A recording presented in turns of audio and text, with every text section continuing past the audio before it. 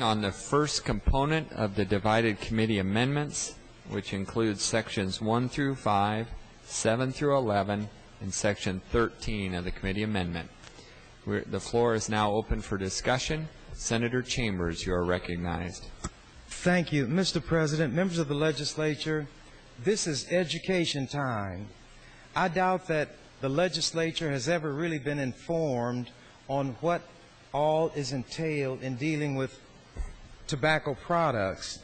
And although that term is going to be given a definition, I'd like to get a little bit of help this morning from some of those who supported this bill. I don't see Senator White. He's on that committee. Is Senator Rakes? I guess if Senator Ashford was, well, I'll just wait. Senator Langemeyer's in the chair. I'm trying to find somebody I can put not in the chair but in the hot seat. Senator Dirks. Is Senator Dirks here? I'd like to ask Senator Dirks a question or two since he's on that committee and voted to send this bill to us. Senator Dirks, would you yield to a question? I will try. Thank you. Senator Dirks, I just want to let Senator Jansen know that before we're finished, I may refer to him as Captain Queeg, because Captain Bly has already been taken. Senator Dirks, how many divisions exist now with reference to products made from tobacco, if this amendment is adopted? 3. And what are they? For our enlightenment and edification. I'm sorry, but I just walked in the floor, Senator. I don't know for sure what you did. Oh, who said 3? Did you say 3? I said 3. Okay, but you're not sure which 3 they are? No. Okay, thank you. I will ask Senator Preister because he has been here. Oh, Senator Preister has bailed out. I'd like to ask Senator Cornett a question or two, if I may. Senator Cornett, would you yield to a question? I would like to ask Captain Queeg, alias Senator Jansen, a question or two, if I may then. Senator Jansen, would you yield to a question? Yes. It's interesting how when these bills come up and I have a question or two, the only one left is the captain. Senator Jansen, how many divisions are there among those products created or manufactured from tobacco, and no coaching? Yeah, well, there are 2 plus cigarettes. So how many? That's 3. Okay. Yeah. And what are the other 2? Well, there is the cigarettes. That's 1. And cigars. Well, that's in one of the okay. Well, and I want the broad categories. You don't have to break down each item that's in the other 2 categories. Well, what would the other 2 categories be? There are actually 2, really. One that you smoke the tobacco, and the other one where you put it in your mouth and chew it. And what are those categories called based on the amendment that we're looking at today? Is this your amendment? One would be smoking tobacco, the other one chewing tobacco. Well, I don't think so. Okay. Yeah. Is this other tobacco products and smoking tobacco. That would cover all tobacco products. So we have tobacco products. Yes. We have smoking tobacco. Right. And we have cigarettes. Yes. Okay, they are. You're right when you give that as the answer. Those are the 3 separate parts. Now, if you will turn to page 2 of the committee amendment. 1 minute. Are you with me? Yeah, I just pushed my light on so we wouldn't run out of time here. Senator Jansen, beginning in line 14, we're talking this morning about tobacco products and what that term will mean. Okay. It no longer will mean cigars. It will no longer include cheroots or stogies or what's this number 4? P-E-R-I-Q-U-E-S. I don't know what it is. I don't know how to say it, let alone know what it is. Could that be a fugitive from justice, as far as you know? Well, probably all tobacco products are a fugitive from justice. Okay, and the granulated, plug, Yes. cut, crimp, cut. So you missed ready rubbed. And I No, don't know that's what that next. is either. Oh, okay. Ready rubbed, and other smoking tobacco. All of those things are eliminated Time. from the term tobacco products. Thank you, Mr. President. Yeah. Thank you, Senator Chambers. Your light is on next. You're re-recognized. Thank you, Mr. President. Now we'll continue, Senator Jansen, because we're going to find out the new meaning, I presume, of what tobacco products means. But before I do that, if you drop down to line 21, are you with me? I'm with you. This list will also be excluded. Smoking in a pipe Right? or otherwise. What's the otherwise? If you're not going to smoke it in a pipe or in cigarette paper, how else are you going to smoke it? You know, Senator Chambers, I really don't know what that means. Okay, so we'll proceed because you're getting Yeah. rid of it anyway. Yes. Or for chewing and smoking. Those are eliminated. Yes. Then we say tobacco products does not mean cigarettes. You Right. agree? Oh, by the way, Senator Chambers, I found out what the word is that I can't pronounce, what it means, if you'd like me to tell you that. Yes, I would like Okay. that. This word means pipe tobacco, What word? P-E-R-I-Q-U-E-S. I thought you were going to tell me how to pronounce it. No. Okay. No. I'll tell you what it means. It means Okay. pipe tobacco, kind of tobacco, with medium-sized leaves, small stems, tough and gummy fiber, raised in Louisiana. That's why we can't pronounce the name. Okay. Okay. And cured in its own juice so as to be very dark colored, usually black. Is it And- liquid when you use it? Is it wet when you use it, or is it dry? Got a few more things here. Okay. To add to that. All right. What it means is granulated, Okay. plug cut, that's a hard package of chewing tobacco, crimp cut, ready rubbed, and pipe tobacco. What is ready rub? Ready rubbed. What is that? I don't know. How do you do it?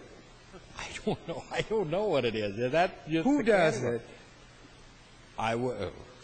I would imagine there are people that use it. I have no idea what ready rubbed means. I know what the crimp cut means. Can all of these products be used by a consumer to either smoke or chew? Right. The All only right. one, as far as I know, the only one you could smoke in that list would be pipe tobacco. Now, The in rest line, All right, go ahead. Go if ahead. you come to line 19, All right. Are we still on Shorts. page 2? yes, Okay. what are shorts? Now, that's an open question. That's a loaded question. But it's in Senator. your bill. So what do you mean when you put shorts? Well, there used to be a product that was raised, we used to feed it to swine, and they called that shorts. Have you ever heard that sometimes breath comes in short pants? Somebody, what was that? Somebody's breath may come in short pants. In short pants, yeah. Okay. Now here's what I'm Before interested we're in. through, Senator Chambers, I may be in shorts also, in Okay. short pants. Now we have this listing, and I want you to tell me what they're used for. Refuse, scraps, clippings, cuttings, and sweepings. One Are minute. these things used and put in some form and sold to the public for either smoking or whatever other use would be made of it? Apparently they are. Does the product label have to point out that this product consists of sweepings and refuse? I'm not sure of that. If we eliminated that, would it hurt your bill? I don't know. whether it would or not. I believe the definition should be in there. Now, I am at odds on what some of those things mean, but apparently, when the statutes were written on tobacco, it was necessary for them to be in there. Well, when you get to line 21, well, line 20. 20, okay. Other kinds and forms of tobacco prepared in such manner as to be suitable for chewing. Right. Time. Thank you, Mr. President. Thank you, Senator Chambers. Senator Jansen, you are recognized. We can You continue, Senator Chambers. Are these items that we mentioned designed for chewing? And that's what I wanted to ultimately get to. Will these items find their way into chewing tobacco? Yes. Sweepings and refuse scraps. Does that mean that these are the leavings from the tobacco leaf, which is used for some other higher purpose? Apparently, yes. I would assume that is what it's for, yes. So they try to do with tobacco what some livestock people might try to do with a carcass. Whatever is high on the hog, then what gets lower on the hog, then you get to the hoof, the tail, the snout, and all those other things. Right. So they're, to the extent possible, going to make use of every part of that plant. Yes. And since these things we're talking about will no longer be a part of the smoking tobacco category. Well, yes, they would, because I believe pipe tobacco is in there, isn't it? No, except that tobacco products should not be used to mean cigarettes. Yes, I believe pipe tobacco is in there. No, they're striking out pipe. Well, let's see. In line 21, they strike out smoking in a pipe. Yes. Yeah. So all that we deal with here are portions of the plant which would be used for chewing. Yes. All of these different things will wind up in snuff. Where is snuff mentioned in here? Since we're talking about tobacco products, and snuff seems to be what they're concerned about. Well, there is in line 17. Okay, I see it. Snuff flower. I believe, Senator, if you remember some history, how the colonial people would have these little snuff cans and they'd breathe that stuff. Yeah, I was there, and they used to do that in the Senate in the early days, and they had a spittoon. Yeah.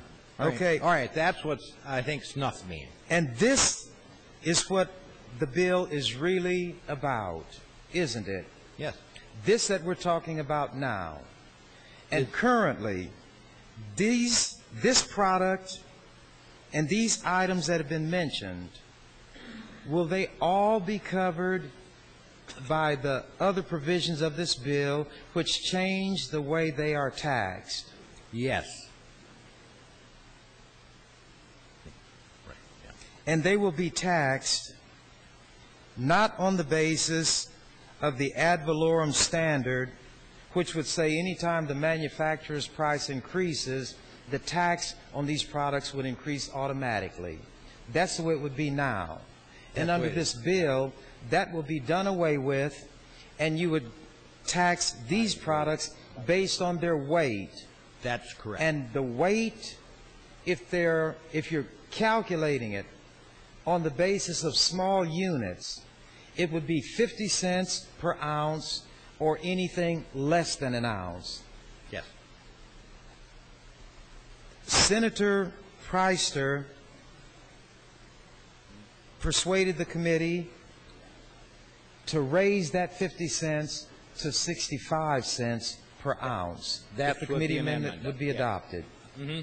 So then sweepings will now be 55 cents per ounce. 65 cents per With ounce the amendment. tax. Yeah. 1 minute. If you're going to sell it to anybody. Yes. So these products could be sold in the form we're talking about here. Clippings. Whatever clippings are. If these clippings are sold, they must be taxed at 65 cents per ounce or less. Under the amendment. Right. Sweepings, cuttings, and any of these other things that are sold. All right. How badly do you want this bill? Well, it's not my bill, Senator.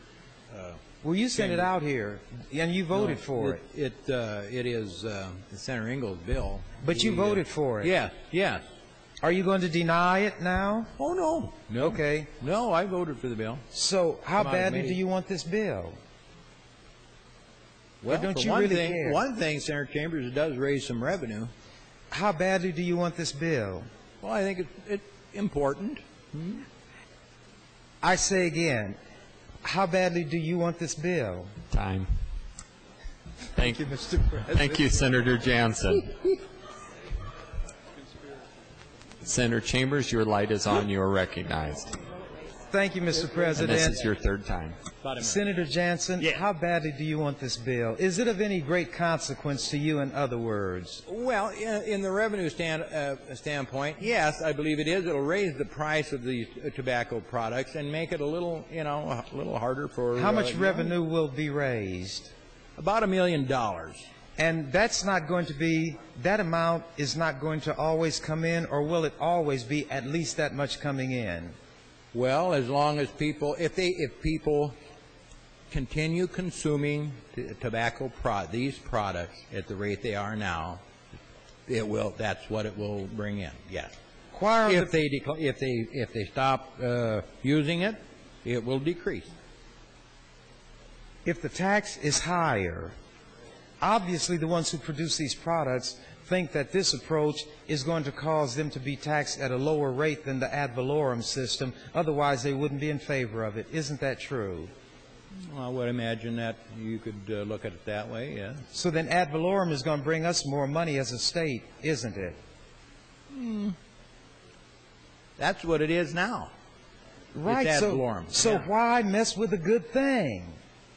If the ones who are the dispensers and purveyors of these products want to go to a different method of taxation, they are not going to that method because they want to pay higher taxes. They feel in the long run they're going to gain from this. Isn't that true? Senator Chambers, the tobacco companies are not going to make any more money. The state will. Who wants this Because bill? the tobacco is sold to a wholesaler, and then the tax is added on to that. Senator Jansen, currently the ad valorem system is used to tax these products that we're talking about, correct? That's what we Snuff have and, now. and the rest. Yeah, yeah. And the ones who produce these products are the ones who want this bill. Isn't that true? Well, I think it's a fairness. That's not what I'm asking you. Does UST want this bill? Who? UST. They testified before your committee, and you don't even know who they are? Tobacco? Oh, UST. Well, they're under an that's the alias? United States Tobacco Company, yeah. They want this bill. Yes. Well, why would they want a bill if it's going to make them pay higher taxes? Well, they're not going to pay any higher taxes. The people that buy them will pay higher taxes. That's why they want this bill. They want to increase the price of their product, and that'll make people buy more of their product? What they really want is to have all tobacco products priced the same way. No, Not ad valorem, but by weight. You said it will increase the price of their product to the one who purchased it, the consumer. Is that what you said? Certainly. Have you ever heard the petroleum industry come in here and support an increase on the price of gas at the pump? Nope. They're always opposed to it because it's going to reduce the amount of gas they sell. That's right. So you're saying this industry is different, and they favor a higher tax on their product to the consumer. Is the consumer going to buy more when they have to pay a higher tax? Hopefully they don't buy as much. Then I need to save them from themselves. This is a bad bill even for the United States Tobacco Company. They don't realize what's happening to them. So I think we ought to kill this bill and help everybody and leave well enough alone. Has the state ever experienced any problem because the ad valorem system of taxation is utilized when it comes to what they call moist snuff? The state hasn't had a problem with that, has it? No, I guess not, but Well, has the state ever brought a bill to do what we're doing here? this would bring in more revenue. But the state has not asked anybody to introduce this bill. Is that true? Well, no, I don't imagine. No. Who requested that this bill be introduced? I don't know. You have to ask Senator Engel that. Thank you. I will ask Senator Engel a question, Mr. President, before my time expires. Senator Engel, will you yield to a question? Yes, 20 I will. seconds. What was the question again? Senator Engel, who requested that this bill be introduced? This came from out in the lobby, but I'll tell you where it originated. Back at ALEC last summer, we have an Economic Development and Commerce Committee task force, and out of that task force is where this came about. They drafted some model legislation, and that's where I got the idea. Time. Senator Chambers, if you'd like to get on me a little more, I'll give you the time. 2:40. Thank you, Mr. President. And I'll accept any time I can get, because I want the record to be clear on what we're doing, and I'm going to plod and take it painstakingly. When Senator Engel mentions the term equity, what does the legislature care about equity between two sellers of poison? One sells strychnine, the other sells arsenic. And somebody says, well, I want the one who sells arsenic to have to charge as much as the one who sells strychnine, and neither one of them is of any value. You've got two guys standing here fighting. There is Jack the Ripper to my left. There is Attila the Hun to my right, and this legislature is concerned about making sure they're in a fair fight? Why does the legislature even get into the middle of something like this? I used to think Alec, I used to call him Smart Alec, but I don't call him that anymore. Thank you. Thank you very much. This bill ought not pass, but I'll ask Senator Engel a question since it's his. Senator Engel, I have an amendment prepared that would let the bill stay in the form that it is, except we'll strike 65 cents as the tax rate and make it $1.05 per ounce or any portion of an ounce. Would you support that if I did that and then let your bill go? I think we could do that, yes. You will? Now, could I make a comment? Being it's my It's your time. You certainly can. There's two other reasons I supported this. 1 minute. Also, I consider it a deterrent, too. I think if you raise the price of whatever you raise the price of, it's going to keep these kids from trying, because 50 cents or so I can get started on it. And then secondly, it is a revenue enhancing, at least for the 12, 14, or perhaps more years than that when we talked to this young man over here on the side. So there's three reasons I did it. So, but the answer to your question is yes. Thank you, Senator Engel. That's all I would have, Mr. President. Thank you. Thank you, Senator Engel. Senator Carlson, you're recognized. Mr. President, members of the legislature, I'd like to address a question to Senator Engel. Senator Engel, would you yield to a question from Senator Carlson? Yes, I will, Senator Carlson. Now, I'm sifting through some things that I'm hearing this morning, and I've heard about fairness, and I've heard about revenue, and I've heard about cutting consumption. But again, Senator Engel, what is the real purpose of this bill? I think I told you my ideas: the equity issue, the consumption issue, and the revenue issue. All three of those. Primarily, I think I mentioned the equity, and that's probably my primary concern. But the other two fall into place. Okay, thank you. I'd like to address a question to Senator Chambers. Senator Chambers, would you yield to a question? Yes, I will. Senator Chambers, depending on the purpose of a bill, if the purpose is to raise revenue, you just suggest an amendment of $1.05. Yes. Why wouldn't we have it $1.50 or I'll $2? go with you. Because all we're doing is transposing the 5 and the 0, so it's still what I want. We just got it in a different order, so I would support $1.50. Would you support $2? I would support $5 and a penny. So we're still dealing with the same 3 digits. Okay, if a purpose is to cut consumption, then $2 or $5 would also be a good figure to arrive at, wouldn't it? Yes, and I would join you in any of those that you would have in mind. Now, one of the things, and I'm not trying to be funny here, but in arriving at something that is revenue driven, to me, in the area of tobacco, there's a fragile system. If we're going to raise revenue, Senator Chambers, if that's our purpose, and let's suppose that's your purpose and that's my purpose for these discussions, it's a fragile system because we want to raise it as high as we can and still have people buy. Is that correct? Well, my intentions are mixed, but if it were only for the purpose of raising revenue, you're absolutely correct in the way you phrased that. And so if our purpose is raising revenue, we have to be careful about how high we raise it because we still want people to buy it, and therefore our goal is not to cut consumption. If the sole purpose is to raise revenue, you are correct. Okay. Thank you. Okay. And all this about asking questions, but if it has something to do with revenue, I don't quite understand why we don't just go even higher. Thank you. Mr. President, members of the legislature, contrary to what people might think, I'm not here to raise Hades this morning. I'm not here to raise Cain this morning. I'm here to raise revenue this morning.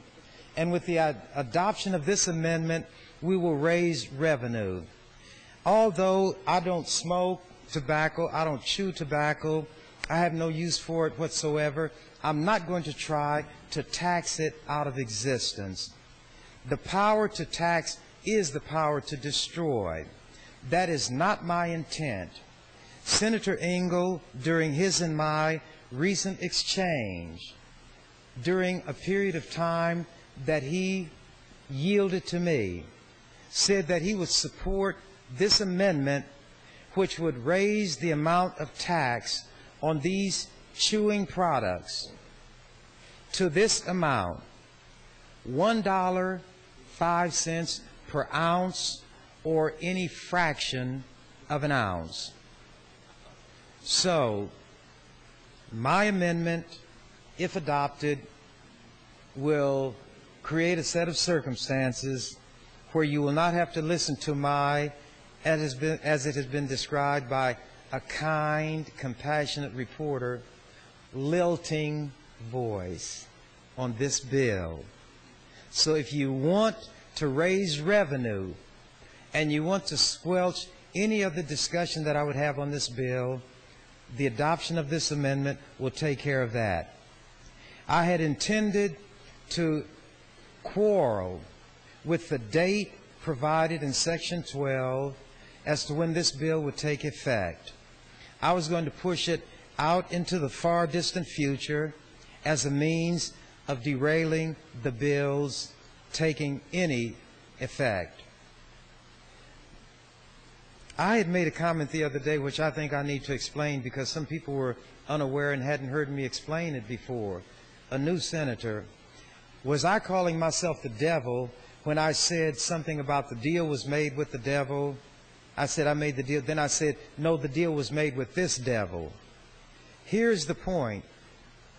There have been all kind of literary productions, theatrical productions, movie productions that had a play on the notion of an individual swapping, trading, selling, forfeiting his or her soul for something that would be given in exchange by the devil.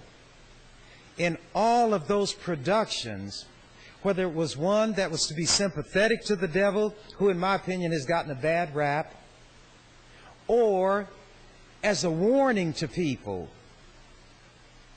the devil or the devil's representative always kept his word, always kept his end of the deal, and always delivered first. If you read the tragical history of Dr. Faustus, or Faust, or any other versions of that story. Christopher Marlowe may have written one of the best. And he was in his mid-20s when he died, so that young man had some things going on in his head. He also made a comment that I think is great. Right now, brothers and sisters, friends, enemies, and neutrals, I'm borrowing a technique from my friend, senator friend, who is not here today. He will start by saying, I'm going to leave my house and go to the grocery store. He says, so the first thing I did was I went to the front door and I turned the knob, but it seemed like it stuck, and you probably think I mean that the knob wouldn't turn and disengage, but really there was something sticky on the knob, and I think probably one of my children had been in there trying to fix some waffles and syrup, got syrup on his little hands and stuck it on the doorknob, and now the knob is sticky. And but that's not what I want to talk about. Here's what I want to talk about. I've got to get to the store. So I opened the door, and naturally most houses have a storm door. Some have just an ordinary screen with a wooden frame. That's in the old days when my grandfather was a young man, which he isn't anymore, obviously, because you can see that I'm getting up in age, so that's when he was young. But the metal and glass storm doors will have kind of a solid panel at the bottom, and then at the top you have glass for the winter. Then in the summer you can remove that glass and put in a screen.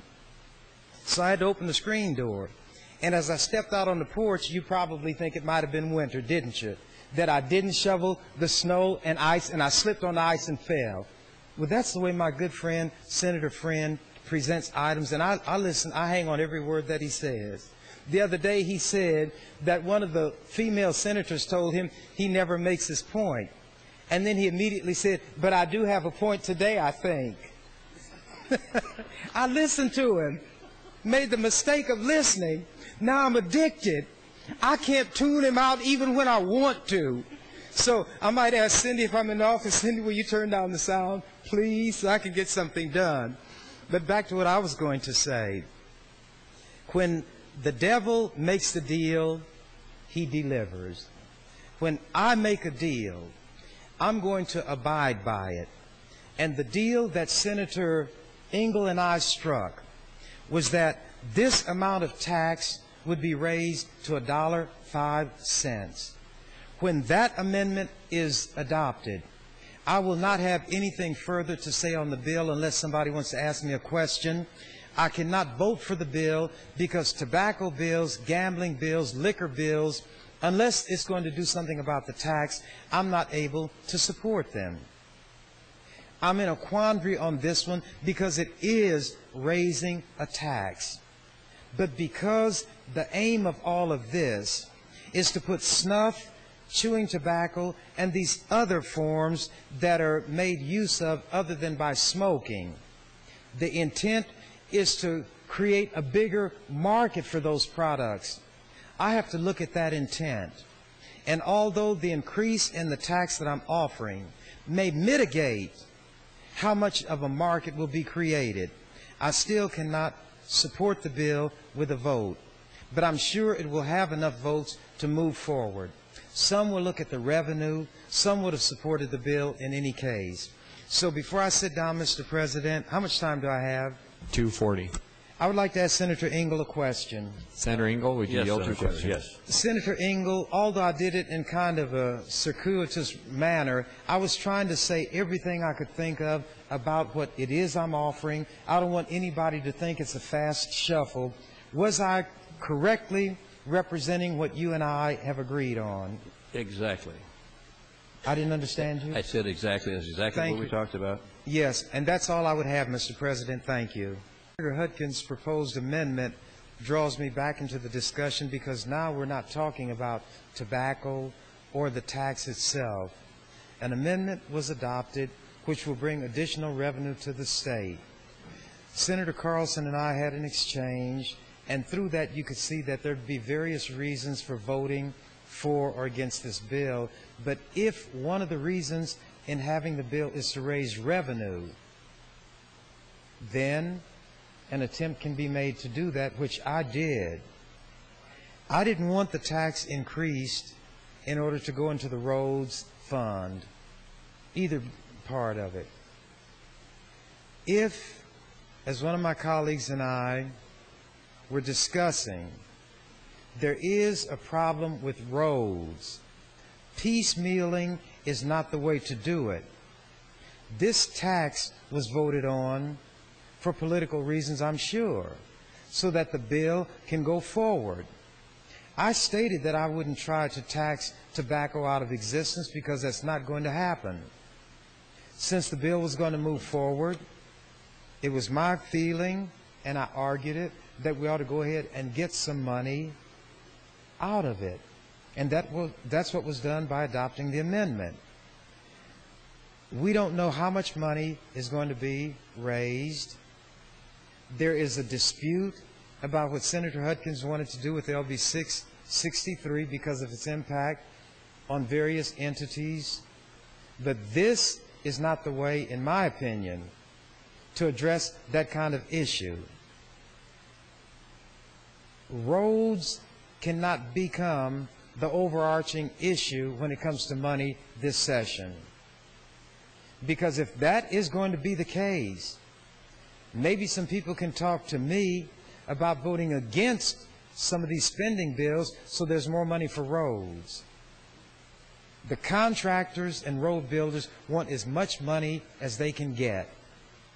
They would not mind building a road from the middle of somewhere to the middle of nowhere as long as they get paid for it. We are the policy makers. Is this a good process for developing a policy? A tax increase has been voted. It was not presented by me as a means to raise money for the roads department or building roads. I think the money should go into the general fund. But no. 6 ayes, 13 ayes, Mr. President, on the amendment. Thank you, Mr. Clerk. FA 44 does not pass. It's not adopted.